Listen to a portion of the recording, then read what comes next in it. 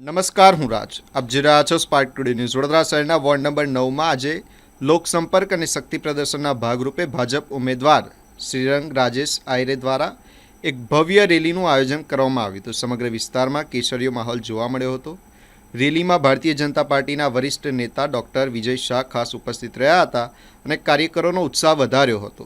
Rally દરમિયાન વિસ્તારના ખૂણે ખૂણેથી મોટી સંખ્યામાં નાગરિકો સ્વયંભૂ રીતે જોડાયા હતા, જે શ્રીરંગ રાજેશ આયરેની લોકપ્રિયતા દર્શાવે છે. કાર્યક્રમમાં ભાજપના કાર્યકરો અને આગેવાનો મોટી સંખ્યામાં જોડાતા ચૂંટણીનો માહોલ વધુ ગરમાયો હતો.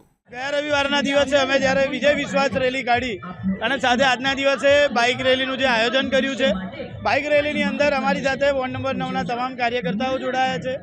સાથે કસ્ટર ઇન્ચાર્જ એવા ડૉક્ટર વિજય શાહ સાહેબ અને બંને પ્રભારીઓ શ્રી પણ આજના દિવસે જોડાયા છે. ત્યારે અમે સૌનો ખૂબ ખૂબ આભાર માનીએ છીએ કે આજના દિવસે તેમનો સાથ અને સહકાર ભારતીય જનતા પાર્ટીને આપ્યો છે તે બદલ.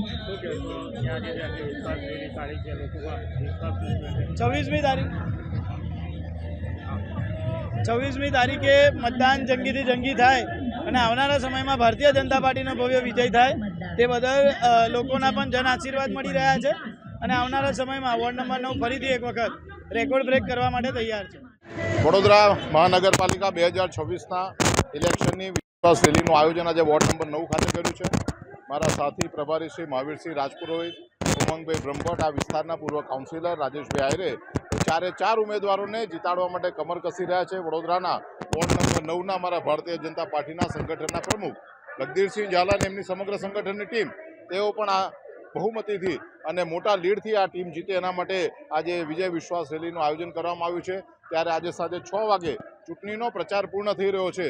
26મી તારીખે એટલે કે રવિવારે સવારે 7 વાગ્યાથી મતદાન શરૂ થવાનું છે.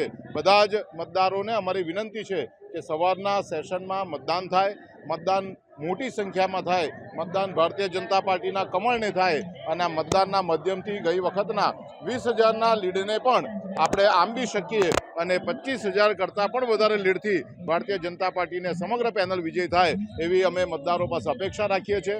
માન્ય મોદી સાહેબનું, માન્ય ભૂપેન્દ્રભાઈ પટેલ સાહેબનું, માન્ય હર્ષભાઈ સંઘવી સાહેબનું, અમારા પ્રદેશના અધ્યક્ષ માન્ય જગદીશભાઈ વિશ્વકર્માજી, જે રીતે એમણે ભારતીય જનતા પાર્ટીના કાર્યકર્તાઓનું સિંચન કર્યું છે, મને ચોક્કસ વિશ્વાસ છે કે મતદારો ફરી એક વખત 2021ની જેમ મોટી સંખ્યામાં મતદાન કરી અમારા ચારે ચાર ઉમેદવારોને વિજય બનાવશે.